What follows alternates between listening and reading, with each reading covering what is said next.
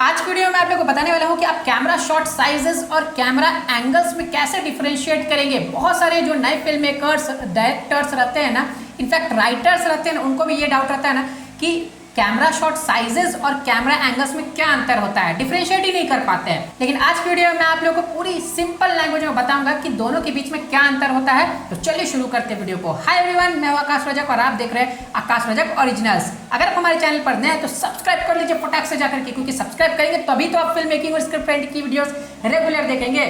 तो देखिए, camera shot sizes और कैमरा एंगल्स के बीच में जिनको लगता है ना कि डिफरेंस नहीं है, बहुत डिफरेंस है। नदी के जैसे दो किनारे होते हैं ना, तो उन दो किनारों के जैसा ना डिफरेंस है। एक जो है कैमरा एंगल इस साइड है, कैमरा शॉट साइजेस इस साइड है। तो कैसे है डिफरेंस, क्या डिफरेंस है जानिए। देखिए, सबसे पहले आ जाते हैं कैमरा शॉट साइजेस पर। कैमरा शॉट साइजेस का मतलब होता है कि जब भी आप कोई सब्जेक्ट को चुनते हैं, सब्जेक्ट का मतलब पहले जान लीजिए, तभी आपको आगे की चीज समझ में आएगी। सब्जेक्ट का मतलब होता है ना, यहाँ पर मैथ, साइंस, एसएसटी ये सब नहीं। सब्जेक्ट का मतलब होता है कि जैसे आप जिन एक्टर्स को शूट कर रहे हैं वो आपके लिए सब्जेक्ट हो गई, या फिर कोई चीज ही रखी हुई है, कोई पर्टिकुलर ट्री है या कोई पर्टिकुलर लाइटिंग सिस्टम है, कुछ भी है। तो जो भी चीज है, आप किसी चीज को अगर शूट कर रहे, किसी चीज को दिखा रहे, तो आपके लिए सब्जेक्ट हो गया। अगर कोई एक्टर है, बेसिकली तो आप ज्यादातर एक्टर्स को ही शूट करते हैं, तो कोई एक्टर है उसकी आप शूटिंग कर रहे हैं, दो लोग आपस में बातें कर रहे हैं, शूटिंग कर रहे हैं, तो वो हो गया आपके लिए सब्जेक्ट। तो सब्जेक्ट का मतलब समझ में आ गया कि क्या होता है। यहाँ मैथ, साइंस, एसएसटी ये सब बात नहीं हो रही, यहाँ पर बात हो रही है एक्टर्स की या फिर जो चीजें रहेंगी उसकी।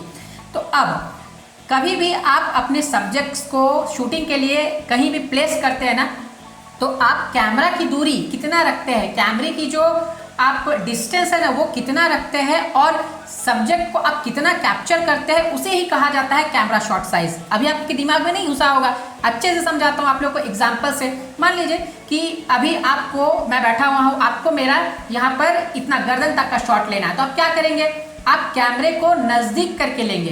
कैमरे की पोजीशन आप मेरे चेहरे से नजदीक कर लेंगे, यानी सब्जेक्ट से कैमरे की पोजीशन जो है ना वो नजदीक हो जाएगी। अगर आपको ऐसा करना है कि यहाँ तक चेस्ट तक लेना है, यानी मीडियम क्लोजअप शॉट लेना है, तो आप क्या करेंगे, आप थोड़ा सा दूर कर देंगे कैमरा को। उसके बाद यही आपको अगर लेना है कि हाफ तक आए, है ना, तो हाफ तक लेने के लिए आपको क्या करना होगा, कैमरे को और थोड़ा दूर कर देना होगा। तो यही यहाँ पर है कैमरा शॉट साइज। आपको कैमरे की जो डिस्टेंस है ना उसे एडजस्ट करके आप सब्जेक्ट को कितना दिखा रहे हैं वो वहां पर कैप्चर करता रहता है। मान लीजिए आप ऐसा भी दिखा रहे हैं कि जो कैरेक्टर है, जो सब्जेक्ट है, उसके आसपास का जो माहौल है वो कैसा है। जैसे अभी मैं यहाँ बैठा हूँ, मेरे आसपास में ये सभी चीज़ें, लैपटॉप्स वगैरह, ये माइक वगैरह रखी हुई, लाइटिंग सिस्टम्स है, इधर भी लाइटिंग सिस्टम्स है, ग्रीन स्क्रीन है। तो ये आप दिखा रहे अगर, तो आप पेंट करते हुए तो दिखा ही सकते हैं, लेकिन आप एक काम कर सकते हैं, बहुत दूर से भी दिखा सकते हैं सभी चीज़ों को। अभी यहाँ पर मेरे पास यहाँ पर सेटअप पे दिखा पाना पॉसिबल नहीं है बहुत दूर से, क्योंकि सेटअप लिमिटेड होता है, और आप जब शूटिंग करते हैं ना तो वो अनलिमिटेड जगह पर आप शूटिंग करते हैं, जहाँ पर बहुत सारा स्पेस होता है।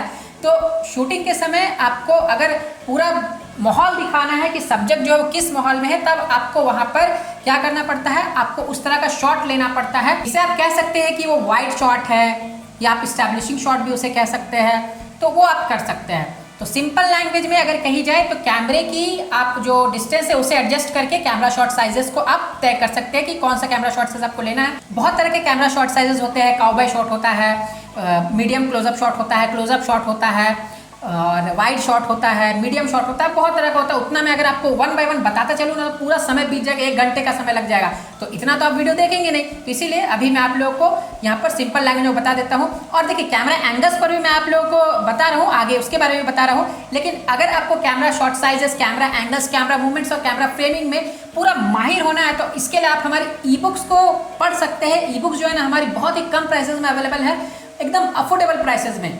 आप अपने लैपटॉप, मोबाइल और कंप्यूटर में हमेशा के लिए सेव रख करके उसे पढ़ सकते हैं। उसमें ना कैमरा शॉट साइजेस के बारे में, एंगल्स, मूवमेंट्स, फ्रेमिंग के बारे में, हर एक camera shot sizes, angles, movements और फ्रेमिंग होते हैं ना, सबके बारे में इमेजेस के जरिए पूरे विस्तार से बताया गया है। आप अच्छे से उससे सीख सकते हैं। तो अगर आपको बाय करना है तो इसके लिए आप हमें स्क्रीन पर देखे नंबर पर कॉन्टैक्ट कीजिए, कॉन्टैक्ट करके आप बाय कर लीजिए। मैं तो आप लोगों को रिकमेंड करूंगा कि अच्छे से समझना है ना, पूरा एक एक करके बारीकी से, तो उसे आप जरूर पढ़िए, और आपको स्क्रीन पर देखे नंबर पर कॉन्टैक्ट करना है उसे बाय करने के लिए। अब देखिए, आ जाते हैं कैमरा एंगल्स पर।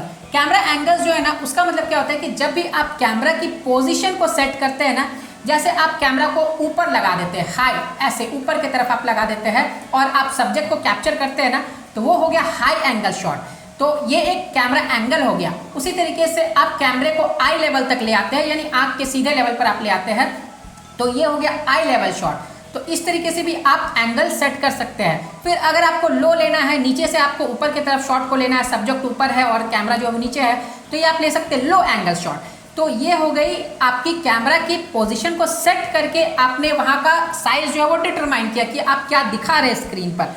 तो आपको क्या करना है, अगर आप कैमरा एंगल को सेट करना चाहते हो तो आप कैमरा की पोजीशन को सेट कीजिए। आप उसे हाई में लगाइए, आप उसे लो में लगाइए, आई लेवल पे लगाइए, शोल्डर लेवल भी होता है, तो बहुत सारे कैमरा एंगल्स भी होते हैं। यहाँ पर मैंने आप लोगों को डिफरेंस बता दिया कि अगर आप कैमरे की डिस्टेंस पर जाते हैं, डिस्टेंस के हिसाब से आप तय करते हैं कि आपका जो सब्जेक्ट है वो कितना कैप्चर हो रहा है, यहाँ तक हो रहा है, मीडियम तक हो रहा है, पूरा कैप्चर हो रहा है, वो हो गया कैमरा शॉट साइज।